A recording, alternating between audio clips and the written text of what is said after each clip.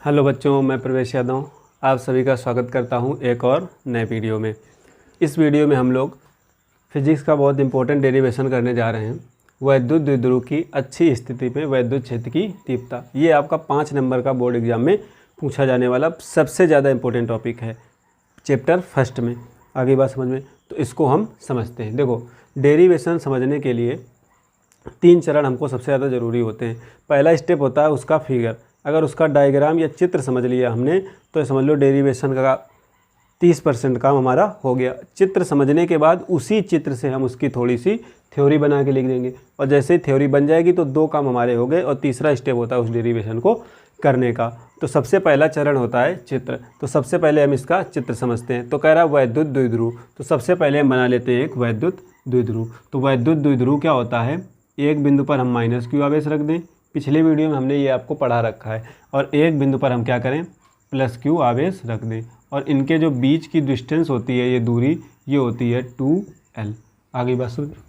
तो हमने माना एक बिंदु A है और एक बिंदु B, यानी ये जो AB है ये क्या है हमारा वैद्युत द्विध्रुव। और इस AB के मध्य बिंदु O से, यहाँ पर ये एक मध्य बिंदु O है, इस वाले बिंदु से स्मॉल r दूरी पर, ये कितनी डिस्टेंस है r, एक बिंदु हमने यहाँ पर मान लिया ये P, क्या मान लिया P, जहाँ पर हमको वैद्युत क्षेत्र की तीव्रता ज्ञात करनी है।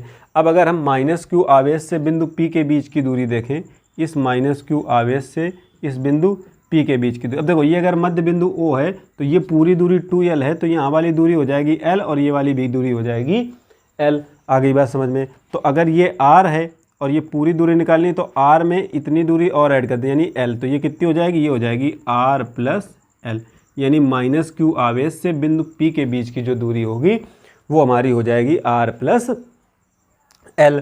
अब अगर +q आवेश से, ये जो हमारा +q आवेश है, इस +q आवेश से बिंदु P के बीच की दूरी की बात करें तो पूरी दूरी यहाँ पर कितनी है, ये वाली r में हम कितनी दूरी हटा दें, l, तो ये वाली हमारी दूरी बच जाएगी। तो क्या करें, हम इसको लिख लेंगे r - l। आ गई बात समझ में। अब हम लोग आगे इसका थ्योरी लिखते हैं। जो हमने यहाँ चित्र में बनाया है वही सारी बातें हम यहाँ पर थ्योरी में लिख देंगे, नोट डाउन करेंगे। तो हम क्या लिखेंगे, माना AB एक वैद्युत द्विध्रुव है, तो हम क्या लिखेंगे, माना, यहाँ से लिखते हैं थ्योरी क्योंकि बड़ा डेरिवेशन है थोड़ा। माना AB एक वैद्युत द्विध्रुव है, वैद्युत द्विध्रुव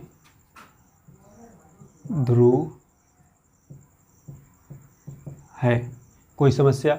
बढ़ा चढ़ा के लिखना है इसको अपनी भाषा में। किताब में कैसा लिखा है, किसके नोट्स में कैसा लिखा है, इससे हमको कोई मतलब नहीं।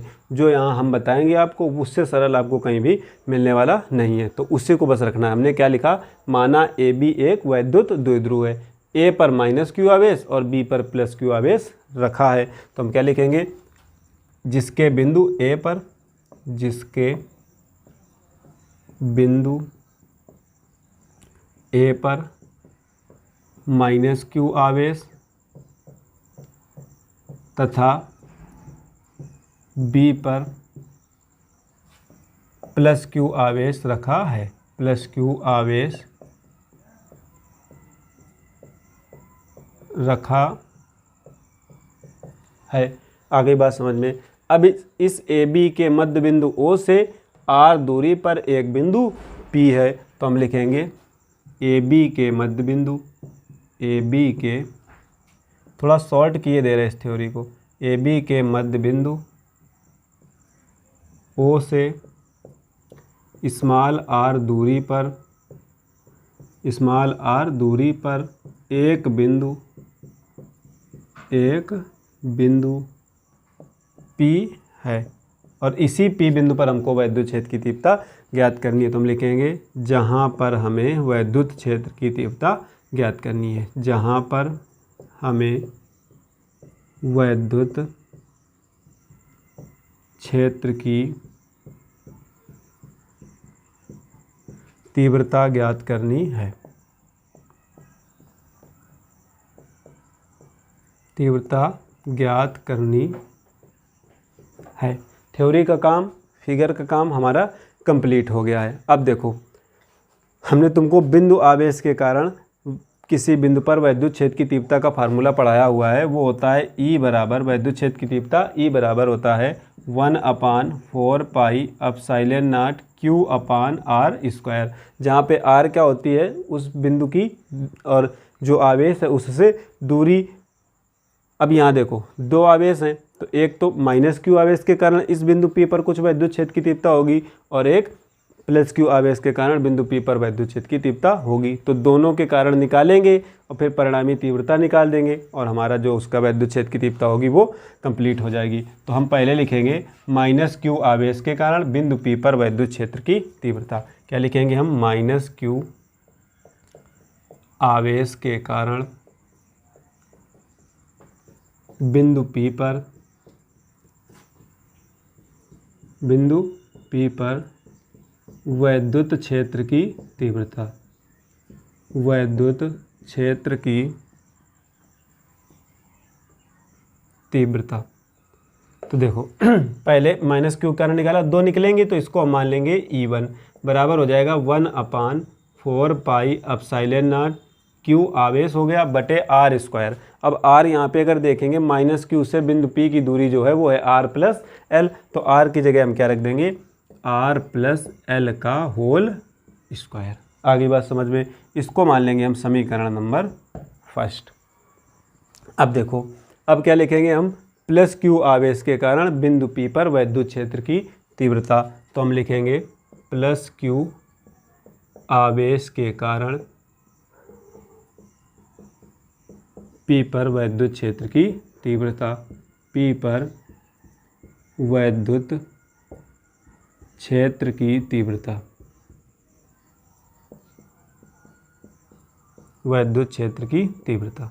तो वो E2 बराबर हो जाएगा 1/4 पाई एप्सिलॉन नॉट Q/r²। अब अगर +q आवेश से देखा जाए तो जो दूरी है वो है r-l, तो क्या हो जाएगा? r-l का होल स्क्वायर। इतनी बात आपको समझ में आ गई होगी।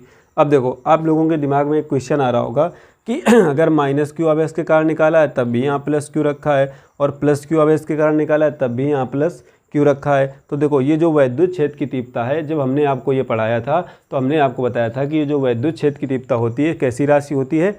सदिश। और सदिश राशि में कभी भी चिन्ह नहीं रखा जाता। जब हम वैद्युत विभव पढ़ेंगे उसमें अच्छी और निरक्षीय स्थिति, तब अगर -q आवेश के कारण निकालेंगे तो यहाँ माइनस रखेंगे और +q आवेश के कारण निकालेंगे तो यहाँ पे प्लस रखेंगे। आगे बात समझ में? चलो आगे देखते हैं। जो इतना काम हो गया, अब हम इसकी क्या निकालेंगे? परिणामी वैद्युत क्षेत्र की तीव्रता। अब देखेंगे इसकी परिणामी तीव्रता।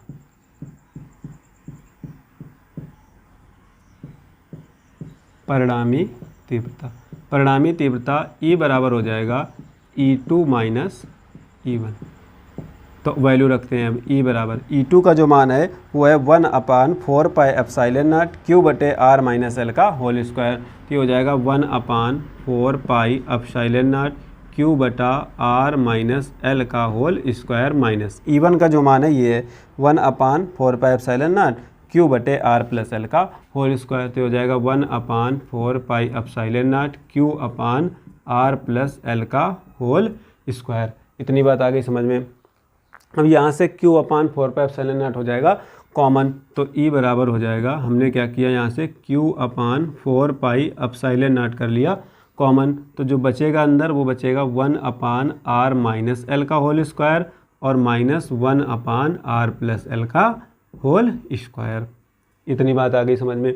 अब देखो E बराबर Q/4 पाई एप्सिलॉन नॉट ऐसे ही लिखा है, इधर LCM लेंगे तो हमारा आ जाएगा r-l और r+l।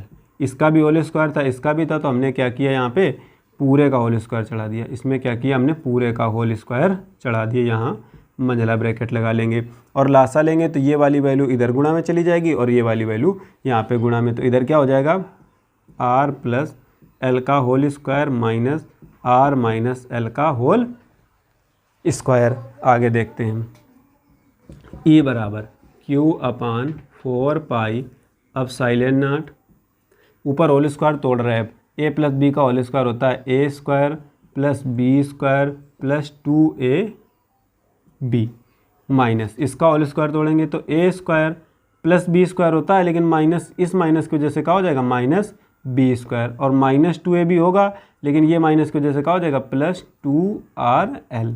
और नीचे देखा जाएगा तो ये लिखा है एक ब्रैकेट में a माइनस बी, एक ब्रैकेट में a प्लस बी। तो ये फार्मूला होता है हमारा A square minus B square का। तो यहाँ पे हो जाएगा R square minus L square, और पूरे की जो पावर है वो कितनी है 2। अब यहाँ R square L square plus K R square L square minus K क्या हो जाएंगे, कट जाएंगे। तो यहाँ ई बराबर बच जाएगा हमारा q/4 pi epsilon not 2rl, और ये 2rl हो जाएगा 4rl, और बटे में R square minus L square का होल स्क्वायर।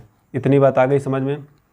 अब इसको थोड़ा सा यहाँ देख लेंगे साइड में, ई ऐसे ही लिखा रहने दो, ई बराबर 1/4 पाई एप्सिलॉन नॉट को हमने कर लिया अलग, और यहाँ 4 क्यू को अंदर भेज रहे तो 2 ऐसे निकाल लो 4 से, और इसको लिख लो 2 इंटू क्यू इंटू 2l। हमने क्या किया 4 को लिखा 2 इंटू 2, ये वाला क्यू अंदर भेज दिया, और ये वाला जो 2 था 1 मिनट ये एक्स्ट्रा हो जाएगा, 2 दूनी 4 सही है। अब 2ql r हमारा जो बचेगा उसको हम यहाँ पे साइड में लिख लेंगे r, और बटे में क्या रहेगा R square minus L square का होल स्क्वायर। इतनी बात आ गई समझ में। अब देखो 2ql ये वाला 2q इंटू 2l, 1 मिनट, हाँ ये वाली जो वैल्यू है q इंटू 2l, ये हमने तुमको बताया ये क्या हो जाएगा हमारा p वैद्युत द्विध्रुव आघूर्ण। तो यहाँ से e बराबर बन जाएगा 1/4 पाई एप्सिलॉन नॉट 2, इसकी जगह p, और ये हो जाएगा r, और बटे में R square minus L square का होल स्क्वायर। यहाँ पे हम एक चीज़ और कर देंगे कि ये जो r है दूरी, और ये जो l है, ये l हमने तुमको जब वैद्युत द्विध्रुव पढ़ाया था तो बताया था कि ये बहुत अल्प दूरी होती है, यानी आर स्क्वायर की तुलना में हम लिख देंगे कि आर स्क्वायर की तुलना में जो एल स्क्वायर है वो बहुत क्या है